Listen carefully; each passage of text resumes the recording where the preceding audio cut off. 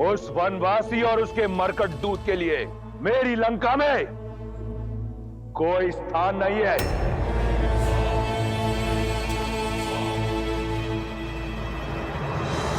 बहुत धैर्य से काम लेना अंगद। आवेश में लिया हुआ निर्णय अनुचित सिद्ध होता है।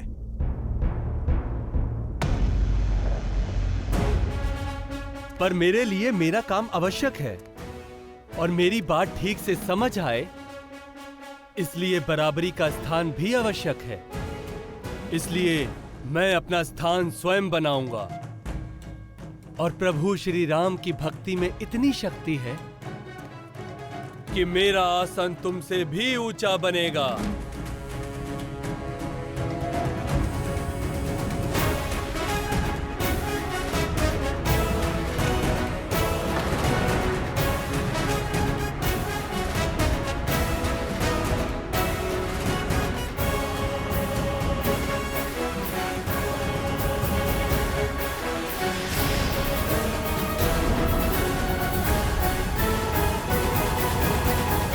जय श्री राम।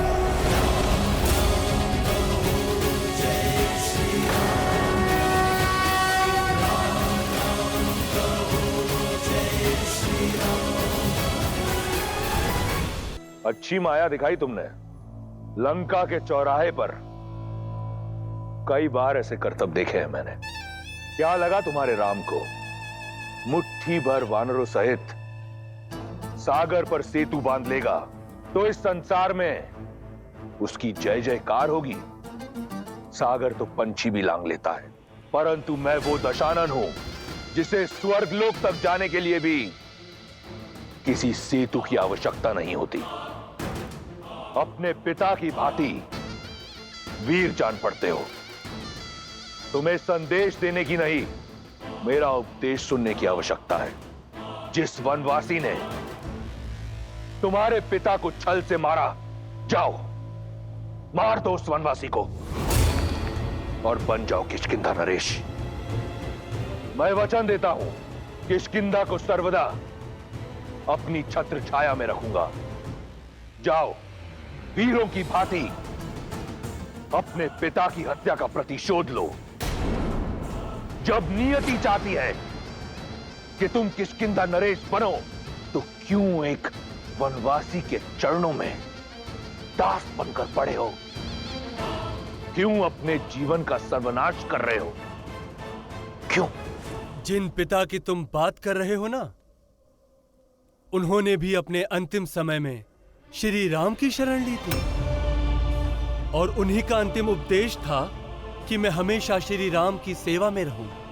उन्हें अपनी भूल का आभास होने में विलंब हुआ, पर तुम मेरे पिता के मित्र हो, इसीलिए समझाता हूं, तुम विलंब ना करो, अन्यथा पछताने के लिए उतना समय भी नहीं मिलेगा जितना मेरे पिता को मिला। मौन रहो वानर।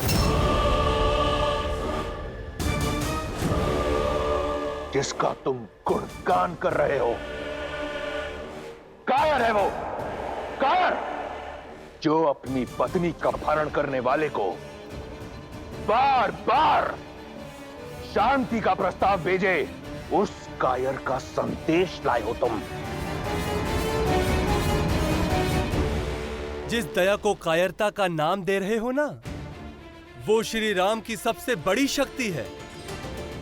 केवल एक क्षण में तुम्हारे पूरे राक्षस कुल का शीश धड़ से विच्छेद करने का बल है उनके पास।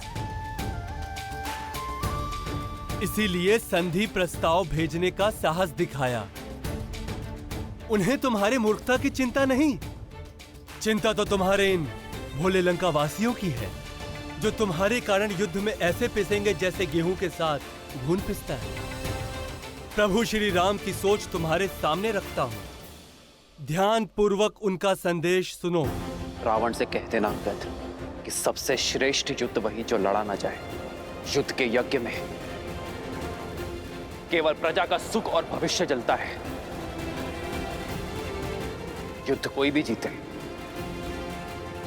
हारती केवल प्रजा है। जो युद्ध जीतता है वो राज्य पाता है और जो हारता है वो वीरगति, किंतु दुर्गति उन बालकों की होती है जो अपने पिता खो देते हैं। दुर्गति उन माताओं की होती है जिनकी गोद सूनी हो जाती है। दुर्गति उन स्त्रियों की होती है जो अपने माथे का सिंदूर खो देती है। युद्ध के पलों का दंड संसार युगों युगों तक भुगतता है, और रावण की भूल का दंड समस्त लंका भुगतेगी। इसलिए यह कह देना अंगद कि अंतिम अवसर है तुम्हारे पास। सम्मान सहित सीता को लौटा दो, क्षमा मांगकर संधि कर लो, और अधर्म का पथ सदा सदा के लिए छोड़ दो। अन्यथा तुम्हारे कुल को काल से कोई नहीं बचा पाएगा। लंका का सर्वनाश होगा, केवल सर्वनाश।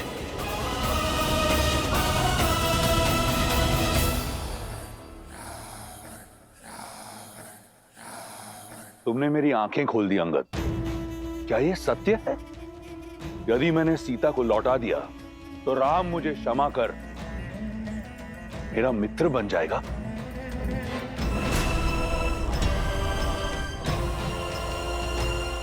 वो सेना जिसने चारों ओर से लंका को घेर रखा है, वो लौट जाएगी?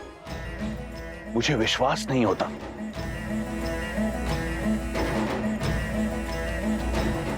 जिनका नाम संपूर्ण संसार जपता है, जिनकी आराधना में तीनों लोक लीन है, उनकी बात पर संदेह करना मूर्खता है। मूर्खता?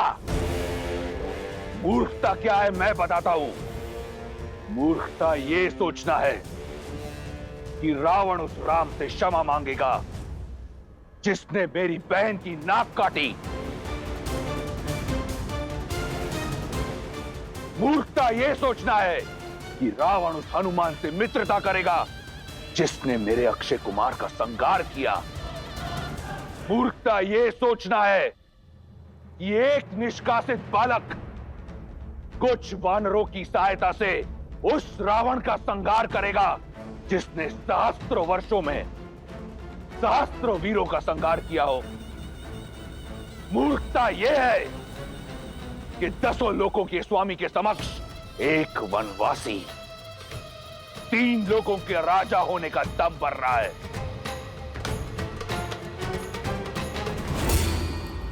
अब ध्यान से सुनना, कह देना उस ढोंगी पाखंडी वनवासी से कि मैं उसे ऐसी मृत्यु दूंगा कि स्वयं काल भी भयभीत हो जाएगा। और रही सीता की बात, तो कह देना उस वनवासी से कि भूल जाए अपनी पत्नी को। जिस प्रकार अपने राज्य से निकाला गया, उसी प्रकार सीता के जीवन से निकल जाए, क्योंकि अब सीता के साथ राम का नहीं, रावण का नाम लिया जाएगा। रावण का। सावधान रावण, अब एक और शब्द नहीं। संदेश लेकर आया था महाज्ञानी रावण के लिए, परंतु उत्तर दिया इस दंभी राक्षस ने। दूत हूं इसलिए तुम्हारा मान रखा, परंतु इसका अर्थ यह नहीं है कि मैं अपने प्रभु श्री राम का अपमान सह लूंगा। तुम अपनी और लंका की नियति के लिए स्वयं उत्तरदायी होगे रावण। तुम्हारे और तुम्हारे कुल का अंत निकट है। सहस्त्रों वर्ष से ये धमकी सुनते आ रहा हूं मैं। राक्षस पुकारा ना तुमने मुझे, अब बताऊंगा तुम्हें कि राक्षस वानर के साथ करते क्या है। राक्षसों, काट दो इस उद्दंडी वानर का शीश और प्रस्तुत करो मेरे चरणों में। बल तो मैं दिखाऊंगा तुम्हें श्री राम की भक्ति का। जय श्री राम।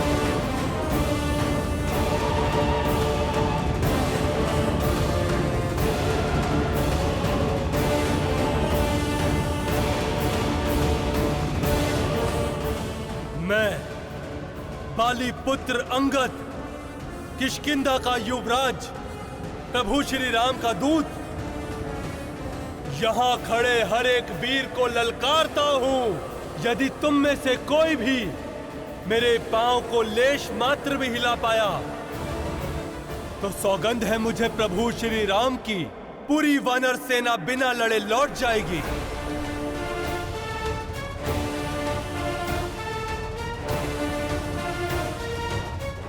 माता सीता पर कोई अधिकार नहीं जताएगा और किष्किंधा समेत अयोध्या सदा दशानन की दास रहेगी।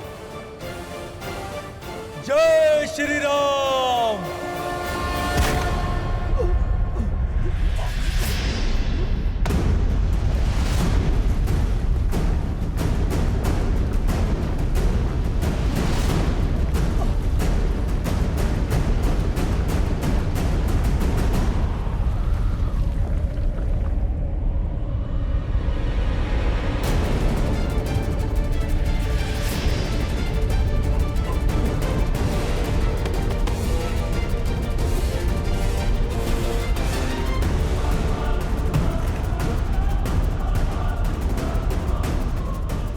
ये कैसा भूचाल है? भूचाल का तो पता नहीं।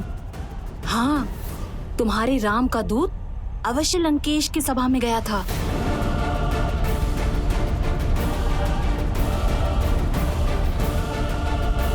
प्रभु, ये कंपन कैसी?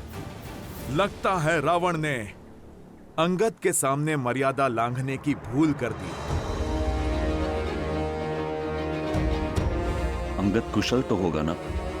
महाराज सुग्रीव, वीर बाली का पुत्र है वो और मेरा शिष्य है, और प्रभु श्री राम का शेष कवच है उस पर। विश्वास रखिए महाराज, अंगद जिनके कार्य के लिए निकले हैं उसकी रक्षा भी वही श्री राम ही करेंगे।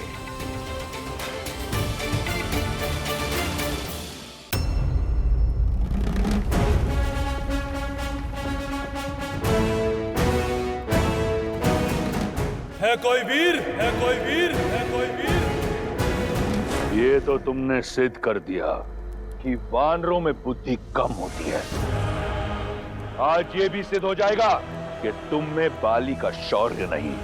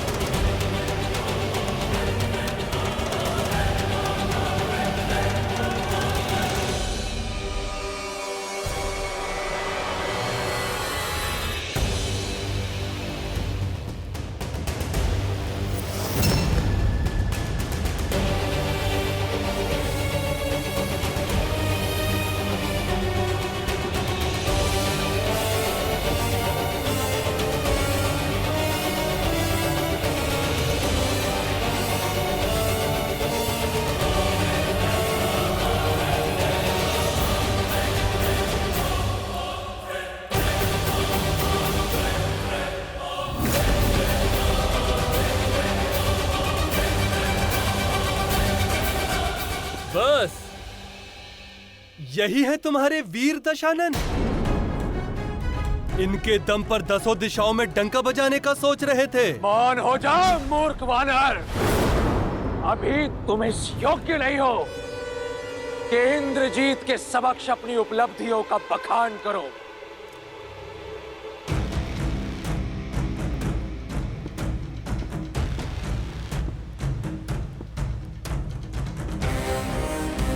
बहुत उद्दंडता कर ली तुमने। अब पहले तुम्हारा ये पैर हिलेगा और उसके पश्चात मेरी इसी भुजा से तुम्हारा शीश कटेगा। जिस स्थान पर तुमने अपना ये पैर रखा है उसी स्थान पर तुम्हारा धड़ गिरेगा।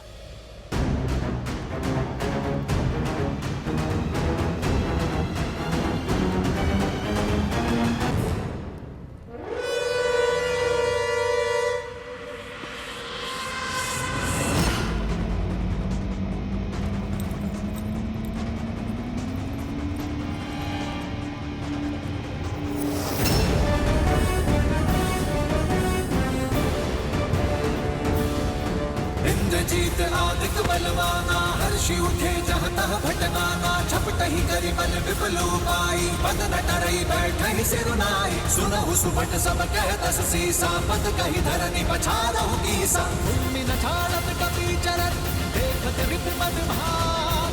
कोटि विघ्न ते संत कर, मंजिली नीति नाता।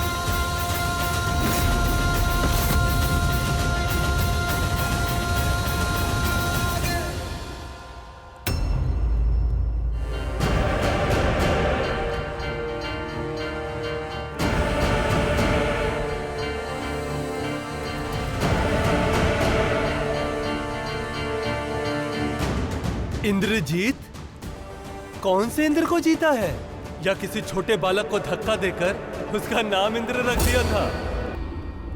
तुम्हारा इतना दुस्साहस! उद्दंड वानर!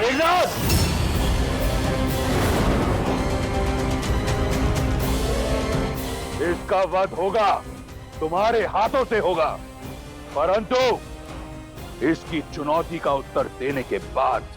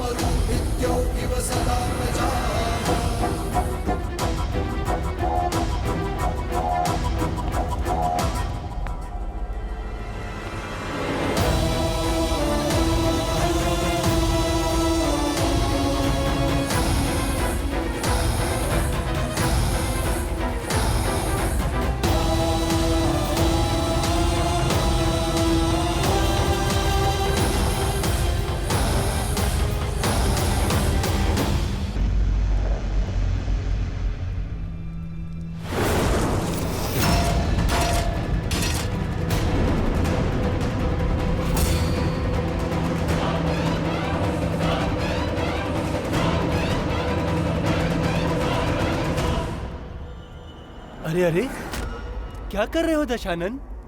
दूत के पांव नहीं पकड़ते। अब पैरों में गिरना ही है तो जाके श्री राम के पैरों में गिरो। कदाचित अधिक और गिरने से बच जाओगे। तुम्हारे पूरे कुल का उद्धार हो जाएगा। सुना है सर्वज्ञानी हो तो तनिक सोचो। जिनके एक दूत ने तुम्हारी पूरी लंका जला डाली और जिनके दूसरे बालक दूत ने तुम्हारे सभी वीरों को अपने पैरों में झुका दिया, तो सोचो जब स्वयं प्रभु श्री राम यहां आएंगे तो क्या होगा? तुमसे अधिक तो तुम्हारा मुकुट बुद्धिमान है। श्री राम की महानता के आगे झुक गया।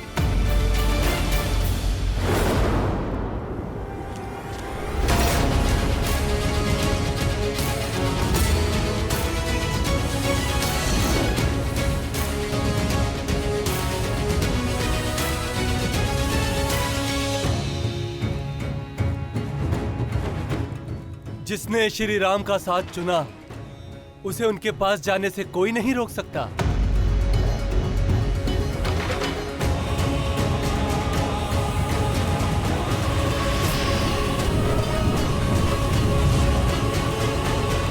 प्रभु श्री राम, वो क्या आ रहा है?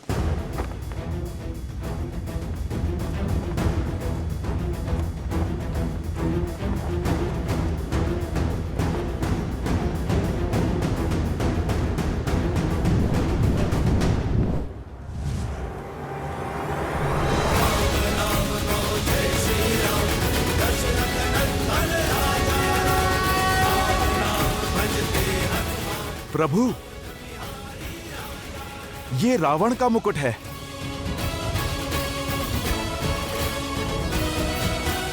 रावण का मुकुट?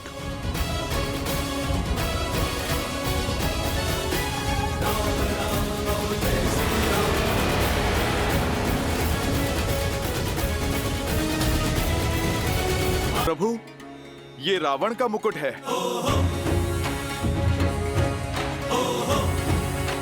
रावण का मुकुट? ये यहाँ कैसे आया? महाराज सुग्रीव, ये आया नहीं, भेजा गया है मेरे शिष्य अंगद के द्वारा।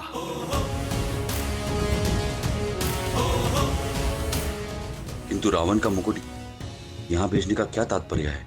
महाराज सुग्रीव, तात्पर्य यह है, इसे अपने उचित स्थान पर पहुंचाना है।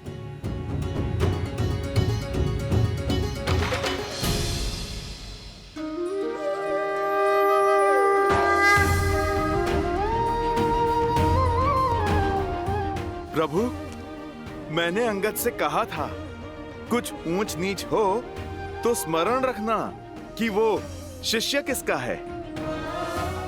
प्रभु, ये मुकुट अब आपके चरणों में आया है।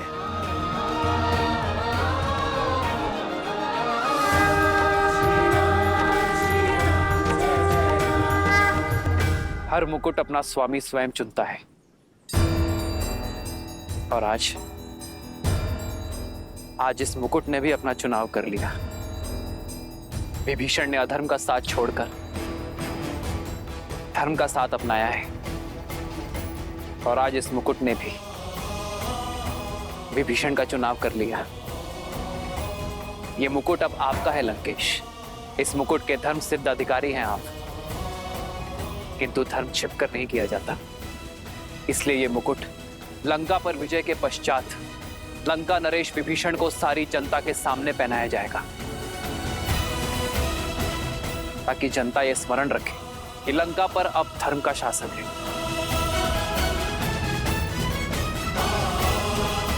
जय श्री राम। जय श्री राम। जय श्री राम। मार डालो इस वानर को। जीवित नहीं बचना चाहिए ये उद्दंडी वानर। जीवित तो अब तुम में से कोई नहीं बचेगा। संधि का संदेश नहीं स्वीकारा, अब युद्ध का शंख नाद हुआ है।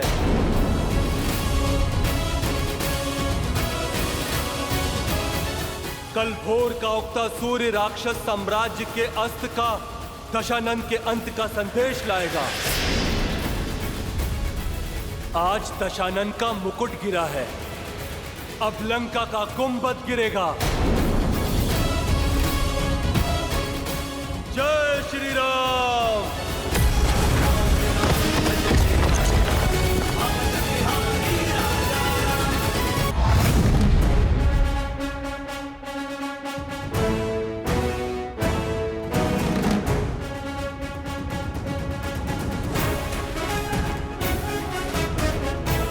युवराज अंगद की। युवराज अंगद की। युवराज अंगद की। युवराज अंगद की। मैं आपका संदेश पहुंचाया प्रभु।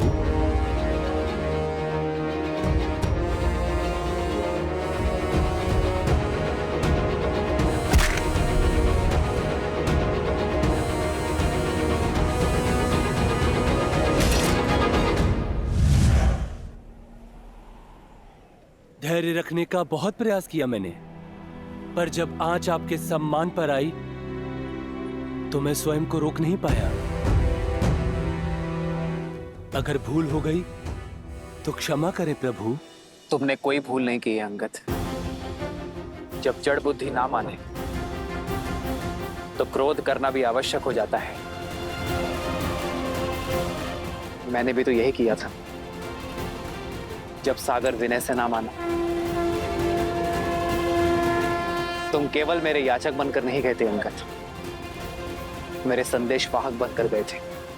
मेरे अस्तित्व, मेरे सोच की प्रतिनिधि बनकर गए थे।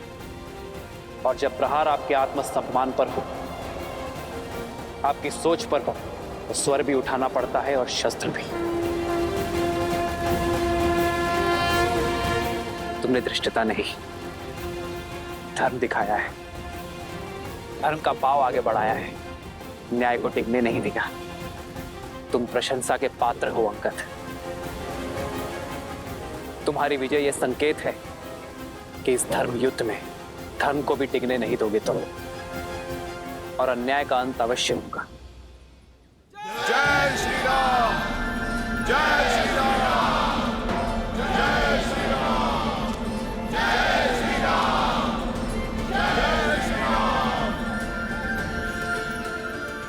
अधर्म के सूर्य के अस्त होने का समय आ गया है। धर्म की विजय पताका लहराने का समय आ गया है। कल सूर्य की पहली किरण के साथ रावण के अंत का आरंभ। जय श्री राम।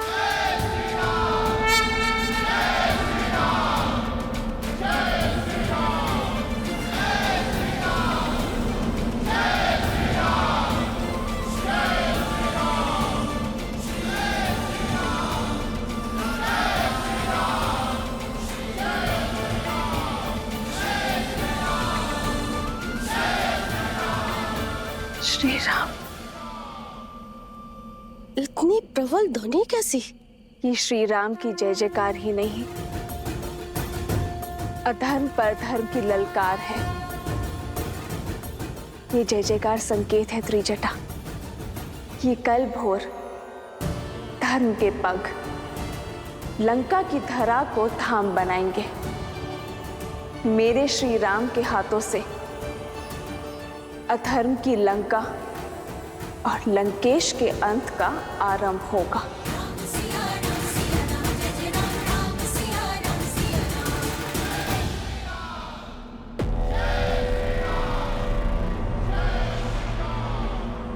बहुत सुन ली राम नाम की ललकार, अब होगी रावण की हाहाकार।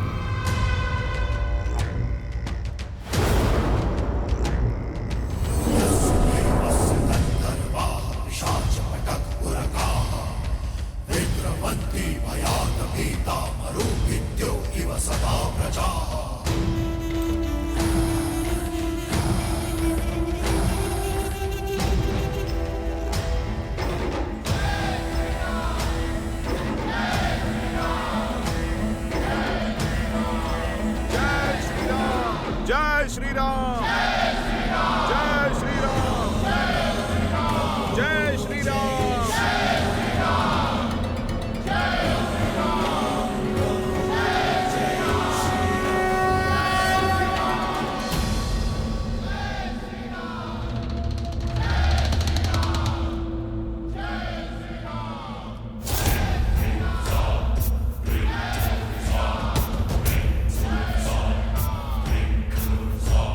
राष्ट्र, प्रजा को एकत्रित करो।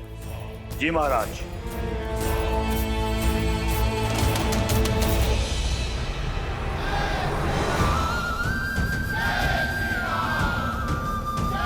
सुन रही हो त्रिजटा, ये श्री राम नाम की ललकार नहीं, लंका के अंत की ललकार है। जब उनकी ललकार ही रावण और उसकी सेना में इतना भय उत्पन्न कर रही है, तो जब उनसे साक्षात्कार होगा तो क्या दशा होगी लंका की।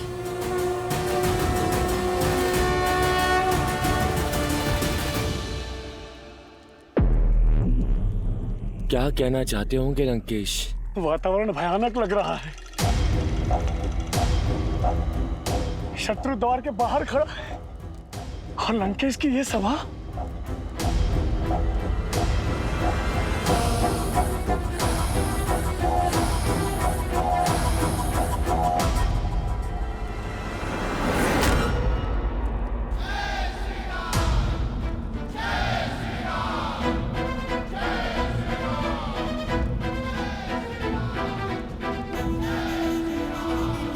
सुनाई दे रहा है मुझे शत्रु का नाद और दिखाई भी दे रहा है तुम्हारे हृदय का संकोच और आंखों में उठ रहे प्रश्न। समझ सकता हूं मैं कल का भय लंका के आज को खाए जा रही है।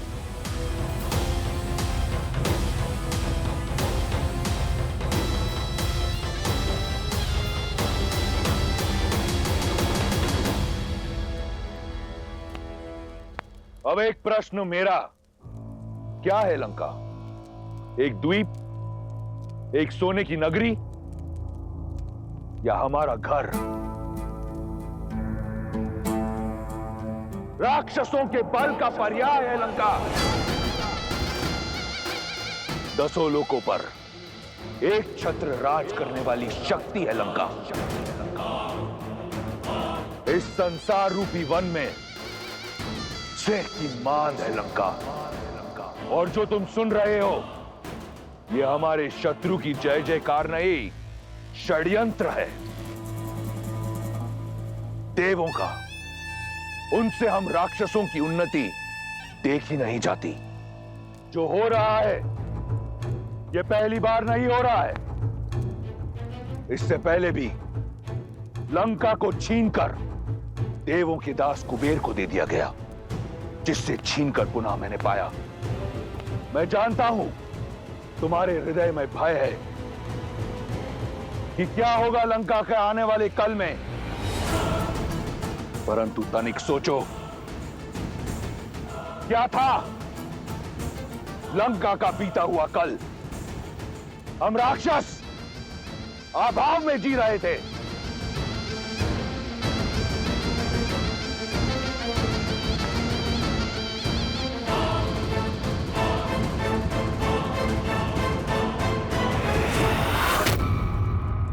कैसे बने हम सर्वश्रेष्ठ? भाग्य से, संजोग से नहीं, प्रयास से, प्रहार से लंका लंका बनी। क्योंकि मैंने कभी आने वाले कल के बारे में नहीं सोचा। मैंने वर्तमान को सर्वश्रेष्ठ बनाया अपने संघर्ष से, अपने रक्त से। और आज एक बार फिर एक संघर्ष हमारे समक्ष है। गीदड़ों के कोलाहल से सिंह अपने मान में छिपा नहीं करते और ना ही वन छोड़कर जाया करते हैं। वो गीदड़ों को तुरंत अंत देते हैं। और वही होगा उस वनवासी और उसकी मरकटों की भीड़ के साथ। ये संसार मुझे अभिमानी समझता है। हाँ, हूं मैं अभिमानी। अभिमान है मुझे मेरी लंका पर, मेरे लंका वासियों पर, कि मेरी लंका में हर राक्षस के पास सर पर छत है, थाली में भोजन है, पहनने को वस्त्र है। अभिमान है मुझे कि मेरी लंका में कोई दारिद्रता नहीं। अभिमान है कि छल से अग्निकांड करने के बाद जब उस वनवासी ने सोचा कि रावण और उसकी लंका घुटने टेक देगी, तो मेरे लंका वासियों ने रातों रात लंका दोबारा खड़ी कर दी। इसका अभिमान है मुझे। और अब सज हो जाओ अपने वीरों का प्रतिशोध लेने के लिए, अपनी प्रजा की रक्षा करने के लिए। इसलिए मेरे लंका वासियों, भाई को अपने हृदय से निकाल दो। जिसे तुम आपदा समझ रहे हो वो अवसर है। इस संपूर्ण संसार को हम राक्षसों के बल से एक बार फिर अवगत कराने का अवसर उन देवताओं को मुंह तोड़ जवाब देने का अवसर। बहुत समय बीत गया, ये संसार रावण और उसके बल को भूल गया है। हम उन्हें स्मरण कराएंगे कि कौन है लंका और कौन है रावण।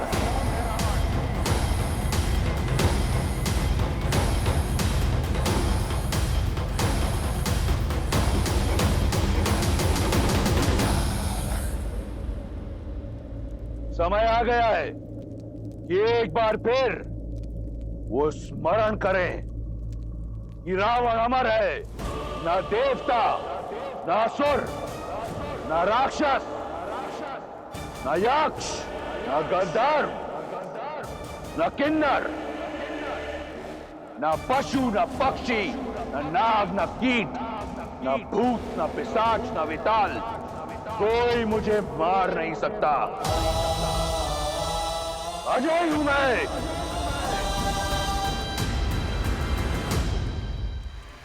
लंका से तुम नहीं, तुमसे लंका है। तुम्हारा लंकेश है। समय आ गया है, अपनी शक्तियों को पहचानो। हम राक्षस महादेव के भक्त हैं। ना चिंता, ना भय। बोलो महादेव की जय। समय आ गया है, अपनी इस नगरी को शत्रु के रक्त से लाल रंग डालो। महादेव का नाम लेकर मृत्यु का महातांडव रचे।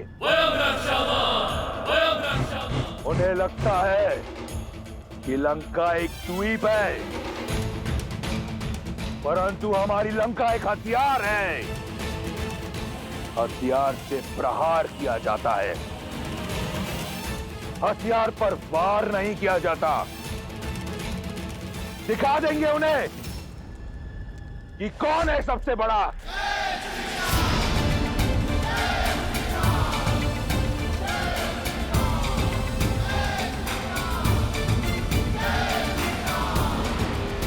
अब इसका उत्तर मैं नहीं, तुम सब दोगे। राक्षसों का रोम रोम देगा।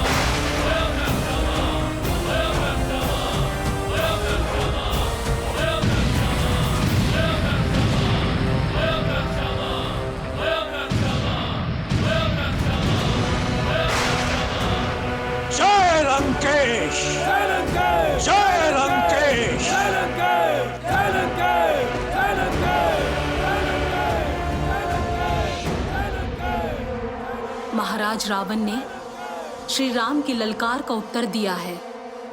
प्रतीत होता है कि लंकेश ने अस्त्र उठा लिए हैं, रात्रि को दिन में बदल दिया है।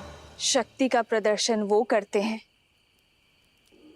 जिन्हें अपनी शक्ति पर संदेह होता है और पराजय का भय मैं स्पष्ट देख पा रही हूं त्रिजटा।